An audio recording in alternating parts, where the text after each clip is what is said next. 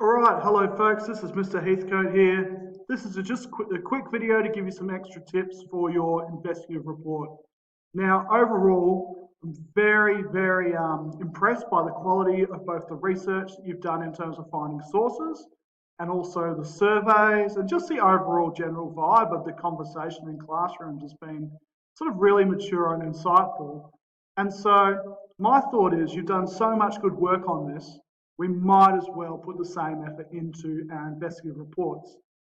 However, in order to produce those high quality, insightful investigative reports, we're going to need to, as it says here, have a really systematic approach to writing your investigative report. So, you're going to start with your introduction, which I know sounds really obvious, okay?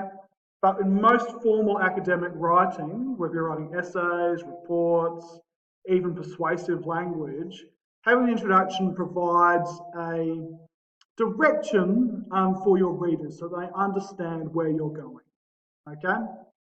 And basically it's introducing the key ideas you're going to explore in the report, and there's a really systematic way you can do it. The first thing I always do is make some sort of general statement. So as you can see here, this example is about the cost of feminine hygiene products. So I started my first big statement. Each year, females spend more for hygiene products than their male counterparts. And that's kind of what I'm going to go on and explain throughout this report. And then I've sort of summarised that one next by saying, or continue to, this invisible cost is so prevalent it's been named the pink tax by those who advocate for equality in cost between males and females. So I'm expanding on that point. I'm introducing the notion of the pink tax. And then I'm explaining the key things I'm going to talk about. So historically, the pink tax is associated with female hygiene products, razors, tampons, all those types of things. And then going on to how it is also associated with things such as mortgages, car loans, and clothing purchases. That's just what I'm using for this example. The person who's doing this might not necessarily do that, but as you can see here, basically in the introduction, we're giving the couple of sort of attention-grabbing sentences, and then summarising the key arguments. And bear in mind, people go way over the top with introductions. You know, 3 or 4 sentences can be totally fine. So, paragraph writing. I find that paragraph writing is really where you earn your money or earn your marks when it comes to academic writing. Okay, obviously the whole thing's important, but if you can construct effective paragraphs, you're going to be able to write something effectively and constructively. And the biggest thing here is that each paragraph needs to represent a different idea related to the overall topic. And if you go back to the great work you did with your inquiry charts, the big table where you put down your subtopics and then the readings under each of those, the really good thing is that should give you a pretty good idea of what's going to go into each paragraph if you go vertically underneath where the sub-question is.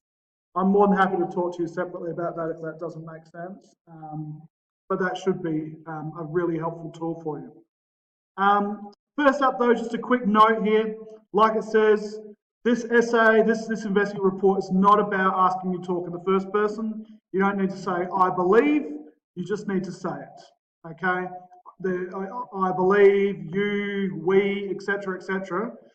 This isn't it written in the first person. Okay, it's going to be written in the third person, and that will just be throughout. Really worthwhile remembering, because if you write a really good investigative report, but you put I believe and I think all the way through there, it's just going to take away from it because it's going to make you sound less authoritative. So, first and foremost, with any paragraph, you need to have your topic sentence, as it has here. And for this one here, we've got the topic sentence. The topic sentence is a quick summary of what that paragraph is about. So, the additional charges that females face when purchasing hygiene products is an issue of significant concern as it impacts 50% of the population every day. Quick, straight to the point, authoritative. And then underneath that, in your paragraph, you're going to go on to talk about your examples. Now I've put 2 examples there, okay, razors, GST on tampons. Both of those might be 2 or 3 sentences by the time you use a quote from somewhere and you summarise the key readings and things like that you've talked about. But probably 2 examples per paragraph is going to be plenty for an essay of this size. And I've just put a note here to say, I've left the S off the end there, to make sure that you use connectives between your examples. That's really going to add to the sophistication of your writing. So when you introduce a new idea, so for example, they're the GST on tampons, I've written, furthermore, women have to pay a GST for tampons when it is a health product, not a luxury, okay, which is a key argument in the pink tax movements. There are lots of connectors you can use to look at similarities, differences, order, conclusions, all those types of things. I've got some great resources, but if you Google connectives PDF and choose the first couple of things that come up, you'll have great lists that you can use in every subject that will help you. So you've had your topic sentence, your couple of examples, and at the end, a really good paragraph has summary sentences, okay, or connecting sentences. And what they do is they basically summarize the key argument. And as you can see here, I've got a connective. Evidently, the extra costs that females have in relation to, it's not quite perfect, but you get the key idea, that females have in relation to purchase of feminine hygiene products, creates an inequality between genders in Australian society. The more I read that, the more I realise it's a really bad sentence. I'll fix that up on the key example, but you can get there that basically it's summarising these key issues. That's what it's all about. So, your next paragraph you're going to find very similar, but you've got to remember every single time. Topic sentence, examples, summary sentence. Okay, use your connectives, get your argument in there, it'll flow really nicely. The third paragraph is one that you might be thinking a little bit about, and bearing in mind, you could easily have this as maybe two bigger paragraphs, okay, and one that has your survey results in it. That's totally fine, that's up to you. But it could also be sort of three shorter paragraphs. Oh, bearing in mind here that you can see from your eye chart that we've talked in the first paragraph about what the situation is, like sort of historically what the issue is with the pink tax, and then what might be happening, what are some of the changes, and now this is what's the current situation. So, what I want you to think about is how you can remain authoritative even when you're talking about your own, or especially when you're talking about your own survey. So here I've said, recent research suggests that while there is an understanding concerns about the pink tax, consumers do not want other costs raised to compensate for a change in consumer practices. So what I'm saying is something based on looking at results and making some inferences about them. And I'll talk to you about that more down here. If you've got graphs or great things like that from your Survey Monkeys or your Google Forms or whatever you've used, you could also include them in this section if they relate to what you're saying.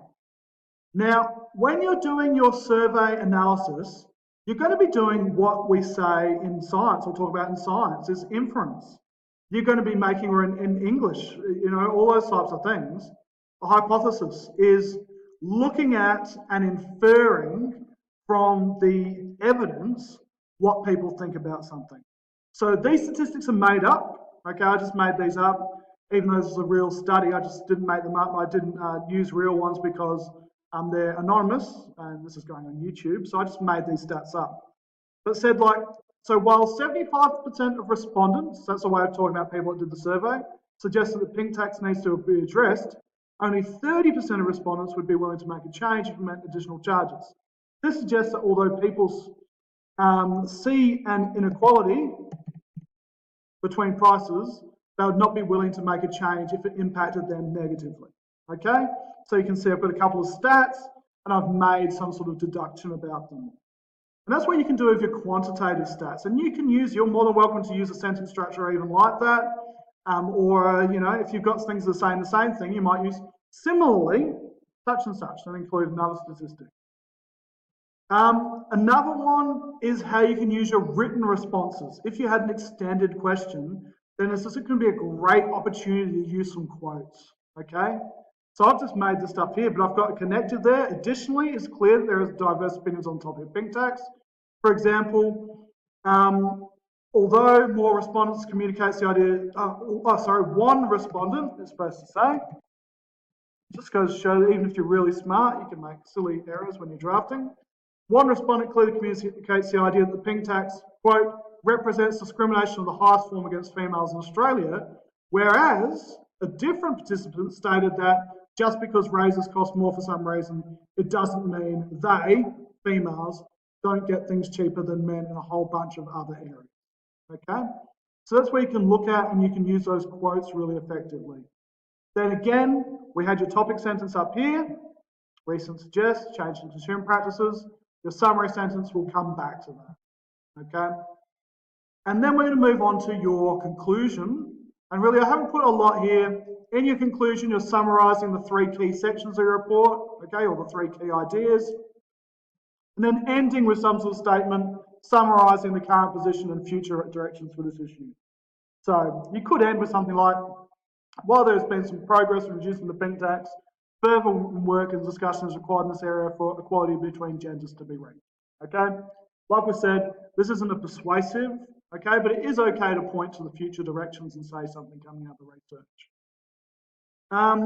So a lot of information there. Please email, get in touch, come and see me in the courtyard, whatever you want, and we'll make sure we get these done really well. But overall, really, really enjoyed working with this class around this topic, and let's get some really high quality work done. All right, catch you later.